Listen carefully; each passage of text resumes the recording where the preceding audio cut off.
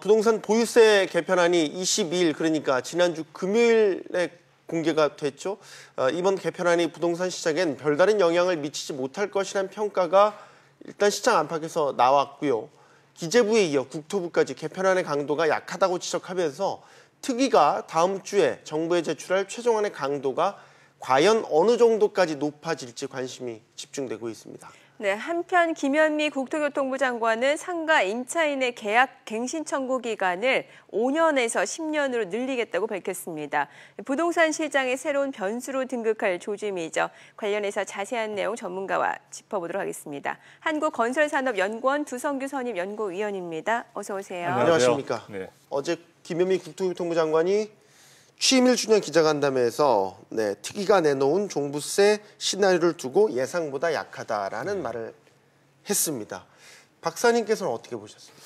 네, 이 부분에 대해서 여러 가지 언론 쪽에서도 상당히 내용 자체가 굉장히 좀 예상했던 그 수준에 못 미친다는 얘기들도 있는데요. 네. 이번에 보시면 아시겠지만 이제 재정개혁특별위원회가 4가지 안을 제시했고요. 네. 그 4가지 안 속에는 세율 부분까지 있다 보니까 공정시장 가액 비율, 공시가격 그리고 세율까지 모두 다 복합적으로 만약 작용을 한다면은 이게 상당히 큰 어떤 압박감을 줄 수 있는 정도도 가능하다고 보여집니다. 그런데 이 부분에 대해서 이러한 그 대통령 직속 그 재정개혁특별위원회에서 네. 세제개혁 차원에서 이번에 안을 제시한 거 확정된 것도 아닌 상태에다가 이 부분이 어느 정도 지금 벌써 연초에 공시가격이 이미 상당히 많이 올랐습니다. 서울 같은 경우에는 10% 이상 올랐고요. 네. 그다음에 이제 세종시 같은 경우도 7% 올랐고 전국 평균에서도 이미 5%가 올랐기 때문에 이렇게 오른 어떤 공시가격에다가 이번에 여러 가지 4가지 안 속에 포함되어 있는 공정시장 가액 비율이 현재 종부세 같은 경우는 80%로 되어 있는데 이것을 90%나 100%로 올리는 그런 부분을 적용한다든지 하면서 세율까지 복합적으로 적용하게 된다면 생각보다 이 금액 자체가 체감되는 부분은 적지 않을 수도 있다. 그런데 지금 아마 세간에서 이야기하는 이 부분이나 국토부 쪽의 입장은 이번에 세제 개혁 차원에서 접근하는 것이 아니라 전반적으로 종부세 부분에 대한 것을 어떻게 보면 징벌적인 이렇게 다주택자에 대한 상당히 부담을 안겨주자 하는 그런 징벌적인 성격으로 접근하는 것에서 좀 아쉬움이 있고요. 네. 또한 이번에 이런 세제 개혁과 관련해서 이번에 종부세 내용으로서 보유세 관련되는 개편이 완비가 되는 것이 아니라요. 지금 재산세와 관련되는 부분이 현재 작업 중인 것으로 알려지고 있기 때문에 네. 그 부분까지 더 더해진다면은 이 파급 효과는 생각보다 클 수도 있다고 저는 생각을 합니다. 자, 지금 지난주 금요일에 공개된 보유세 개편 방향이 지금 4가지 정도로 네. 추려졌단 말이죠. 뭐 시장에서는 3안이 유력하다, 4안이 유력하다 다양한 예상들이 나오고 있는데 네. 지금 4가지 안 중에서 부동산 시장에 가장 합리적인 안이라고 하면 뭐라고 보십니까? 네, 합리적이라는 단어가 적절한지는 모르겠습니다만 네. 이 4가지 안을 두고 보면 하나의 좀 특징이 첫 번째 안은 공정시장 가액 비율을 현재보다 10%포인트씩 올리는 부분에 대한 점진적인 어떤 개선 방안이 담겨져 있고요. 나머지 2안과 3안, 4안은 실질적으로 세율 개정과 관련되는 부분이 포함되어 있습니다. 현재 종부세 세율이 구간별로 해서 0.5%부터 시작해서 상당히 이렇게 차이가 나오고 있는데요. 이런 부분들은 국회에서 세율 개정과 관련되는 부분은 국회에서 입법을 통해서 사실은 이 변화가 돼야 되는 부분이 있다 보니까 아마 이게 현실적으로 아마 야당에서나 이런 부분들에 대한 어떤 반감이나 저항들이 있을 것으로 예상이 되기 때문에 이 세제 개혁 자체의 추진이 생각보다 쉽지 않을 수도 있을 것으로 보여집니다. 그래서 제가 보기에는 이러한 공정시장 가액 비율을 점진적으로 올린다면 이미 공시가격이 올라가 있는 상태에서 상당히 효과가 있을 것으로 보여지고요. 그렇지 않는다면 사안에서 1주택자, 즉 다주택자가 아닌 1주택자의 경우에서 상당히 차별화된 어느 정도의 충격 완화 내용들이 포함이 되어 있는데요. 그 1안 내지 4안 정도가 어느 상대적으로 뭐 설득력이 있는 안이 아닐까 이런 생각을 해봅니다. 네, 지금 4가지 시나리오를 저희가 보고 있는데 이 4가지 안 중에서 어떤 안이 택하게 될진 혹은 뭐 다른 변화가 있지 네. 모르겠지만 보유세 개편안이 윤곽을 드러냈다는 점에서 어쨌든 시장에 미칠 영향이 지금 궁금하거든요. 네.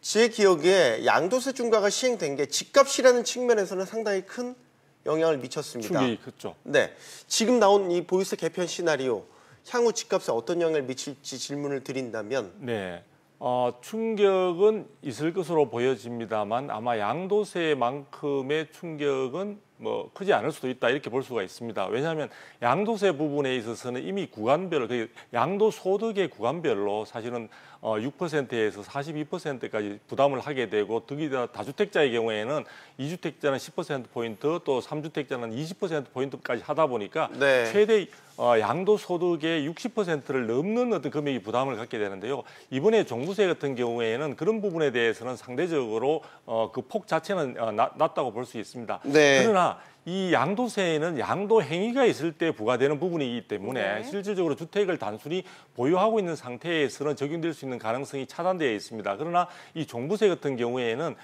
고가주택 혹은 다주택자라는 이유만으로 매년 일정 시기에 실제로 12월 달에 부과가 되고 있는데요. 이 종부세 부분은 매년 부과된다는 점에서 심리적인 압박감이나 이런 것은 생각보다 상당히 클 수 있다. 그리고 이 부분에 있어서 또 나중에 재산세까지의 연동 관계가 어떻게 될지 모르겠지만 재산세 개정에 대한 내용까지 나오게 된다면 실질적으로 주는 심리적 충격은 상당히 클 수가 있고요. 세율 조정까지 된다고 봤을 때 대충 시뮬레이션 나오는 것으로 보면은 아마 지금보다 예를 들어 뭐 20억, 30억 장의 고가 주택을 가지신 분들 혹은 다주택자의 경우에는 상당히 수백억 원에 해당되는 수백만 원에 해당되는 그런 부담의 증가를 생각해 볼 수 있기 때문에 아마 현금 수입이 없거나 이런 분들에 있어서는 조금 부담이 될 수 있는 여지가 충분히 저는 있다고 보고 있습니다. 집값 말고 조금 시장 전체로 좀 네. 떼서 본다면 예를 들어서 뭐 지방도 있고요. 네네. 전월세 시장에 대한 미칠 영향 그런 부분도 있을 수 있죠. 네. 전반적으로 시장에 있어서는 어쨌든 이 세제 개혁으로 인해서 부담이 이전보다는 증가하는 양상이기 때문에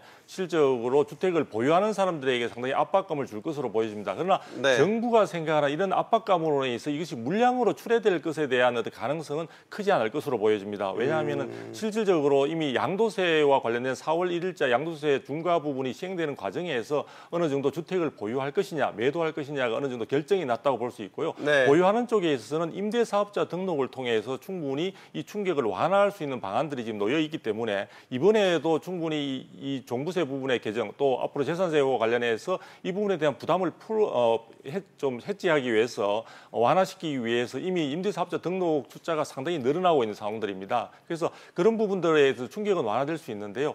전월세 시장에 있어서는 아무래도 조세 부분에 대한 부담이 증가하게 되면 기본적으로 시장에서는 아무래도 경제적 지위가 조금 위에 있는 쪽에서 약한 쪽으로 조세의 부담을 전가하는 양상이 나타날 수 있는 가능성이 있습니다. 그래서 실질적으로 이런 부분들이 현재 부동산 시장을 고려할 때 아직은 입주 물량의 증가로 인해서 전세 시장에 사실 세입자 부분의 입장이 유리한 쪽으로 현재는 형성이 되어 있습니다만 향후의 시장 상황에 따라서 이 부분이 임차인 즉 세입자에게 부담이 증가되는 양상으로 나타날 경우에는 네. 사실은 이 부분이 충격이 줄 수 있는 여지가 상당히 클 것으로 예상을 해볼 수도 있을 것 같습니다. 네. 네.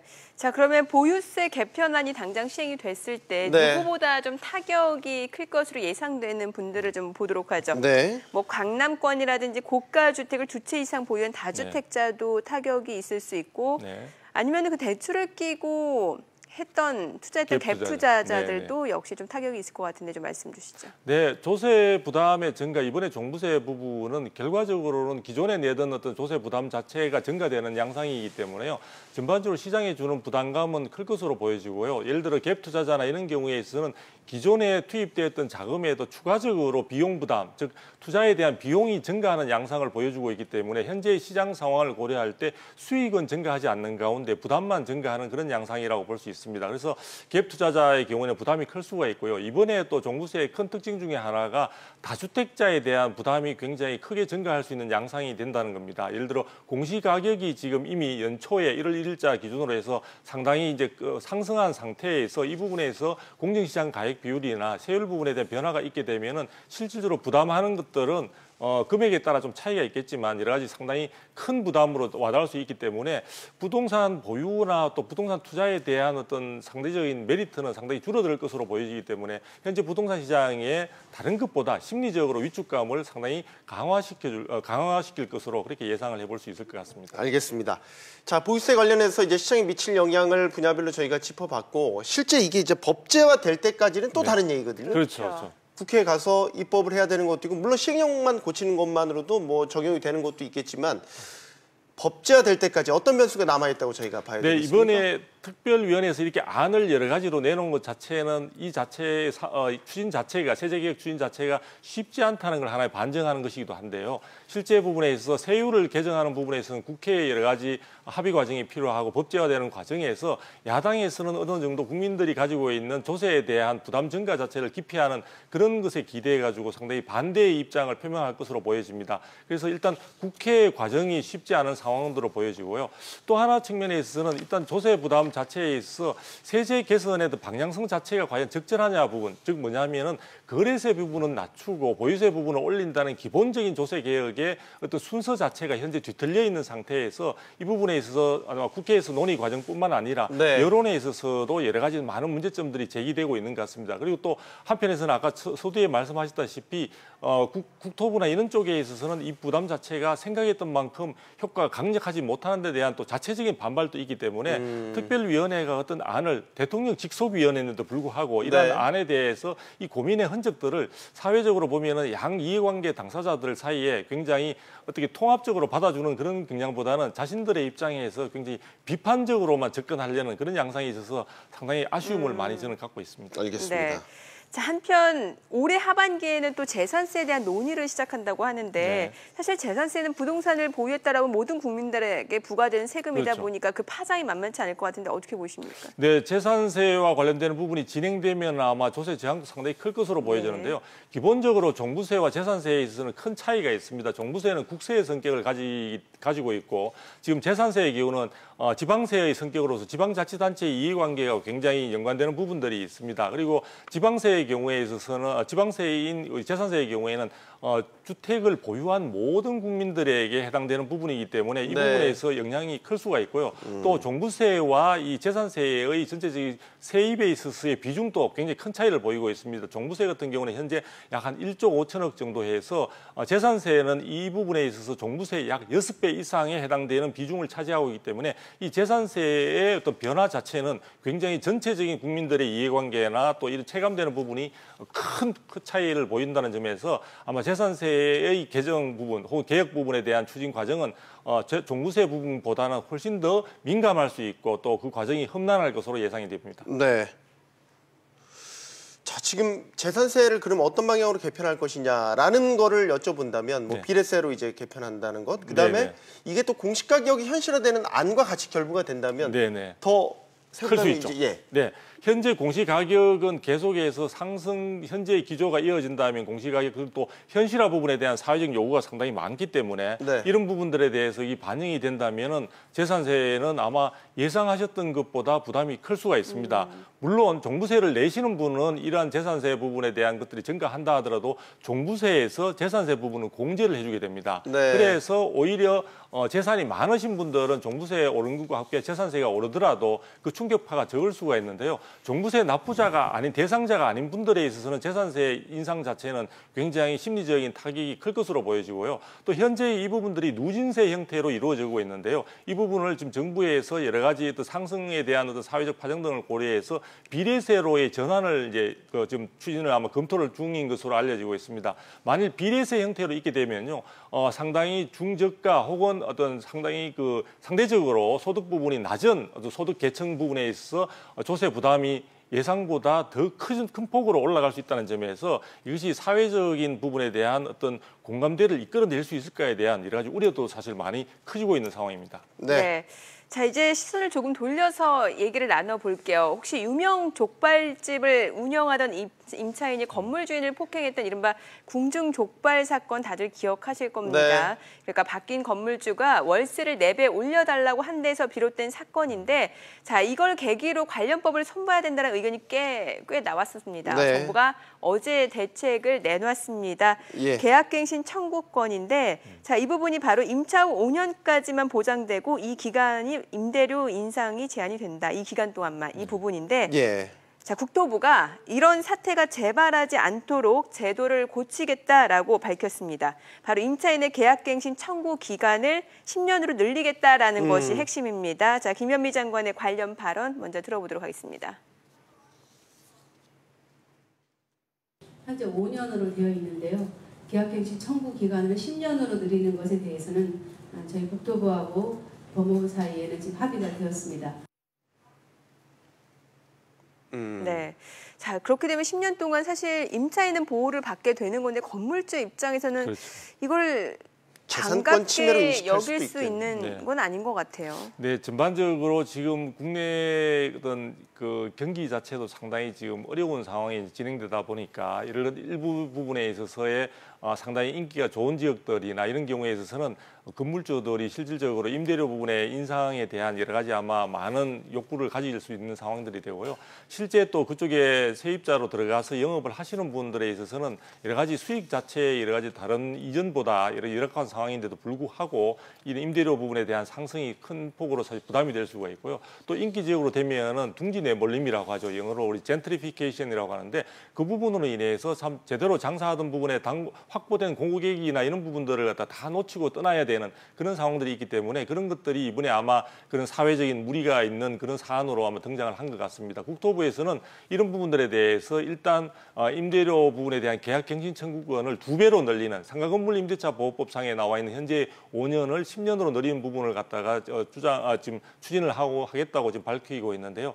지금 말씀하신 대로 실제 이럴 경우에는 물론 세입자 혹은 임차인이라고 볼 수 있는 우리 영업을 하시는 분들에게 자영업자나 이런 부분 상당 부분들에게는 도움이 될 것이고 사실 안정적으로 영업을 하는 데 도움이 되겠지만 예전에 상가건물 임대차 보호법을 도입할 때도 이 5년으로 하는 것에 대한 반감도 사실 적지 않았거든요. 그런 점에서 이런 10년으로서의 그 전환 부분들에 대한 사회적 공감대를 좀 더 확보할 수 있는 좀 천천히 차분히 전체적인 상황들을 고려하면서 했으면 좋겠습니다. 당장 이 부분에 있어서 어려움이 있다고 하니까 이것을 10년으로 내놓기보다는 여러 가지 임대인 쪽의 입장도 조금 들어보고요. 또 사회적으로 전체가 우리 국민들이 생각할 때 이런 부분에서 적절한 어떤 합의점, 사회적인 어떤 공감대 부분에 대한 확인 과정을 거쳐서 이런 부분들을 하게 된다면 나중에 있어서 후유증이나 여파도 상당히 줄지 않을까라는 생각을 해보게 됩니다. 네, 지금 이 발언이 사실 어제 김 장관이 이제 취임 1년 그 기자회견에서 나온 발언들이었는데 또 다른 얘기들도 많이 나왔습니다. 지난 취임 동안 내놨던 대책들 너무나 많았죠. 대책에 대한 평가 질문이 있었는데 이런 대책들로 인해서 부동산 시장이 안정됐다라는 평가를 내놓기도 했습니다. 관련 영상 계속해서 보시죠.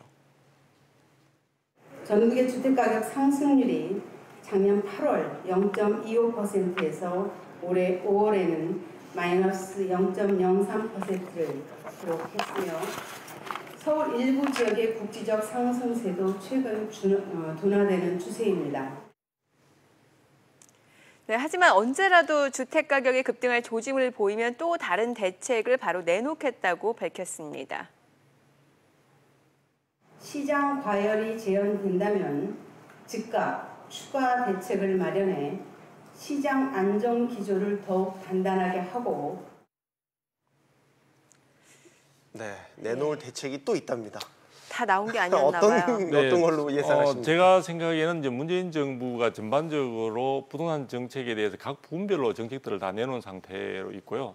세제 개혁이 아마 마지막 방점을 찍는 그런 쪽이 아닐까 이렇게 생각을 하고 있는데요. 지금 김현미 장관께서 또 추가적으로 내놓을 것이 있다고 하시니 저도 뭐 다른 이야기는 없습니다만 어쨌든 지금 상당한 대책들의 종류 부분은 다 나왔다고 보여지고요. 만일 아마 장관께서 말씀하시는 그 내용을 나중에 현실화할 수 있는 상황이 된다면 그 부분은 아마도 기존 대책 부분에 대한 강도를 강화하는 쪽의 어떤 내용들이 아닐까 이렇게 전망을 해보게 됩니다. 그리고 현재 장관께서 생각하시는 것보다 부동산 시장에는 여러 가지 이제 고점을 찍은 이후에 입주 물량 등으로 인해서 사실 굉장히 정책적인 어떤 효과가 달성된 것처럼 보이지만 이게 정책의 효과인지 아니면 다른 요소들 또 앞으로 금리 인상에 우려되는 그런 부분들도 있고 하기 때문에 전반적인 정책의 자평을 스스로 성과로 평가하는 건 좋겠습니다만 그 하나만으로 지금 부동산 시장이 안정되어 있다고 보기는 힘들고요. 향후의 문제는 지금 부동산 시장의 현재 시점에서 추가적으로 침체 또는 하락으로 갈 수 있는 가능성이 위험성들이 상당히 많이 도처에 있다는 점 이걸 감안을 하셔가지고 장관께서도 규제 부분에 대한 의존하는 그런 부동산 정책보다는 전반적으로 사회의 변동 상황들을 충분히 고려하는 그런 정책 부분에 대한 추가적인 어떤 고민이나 이런 것이 있었으면 더욱더 좋겠습니다. 알겠습니다. 자, 두성규 선임연구위원과 이야기 나눠봤습니다. 오늘 고맙습니다. 감사합니다.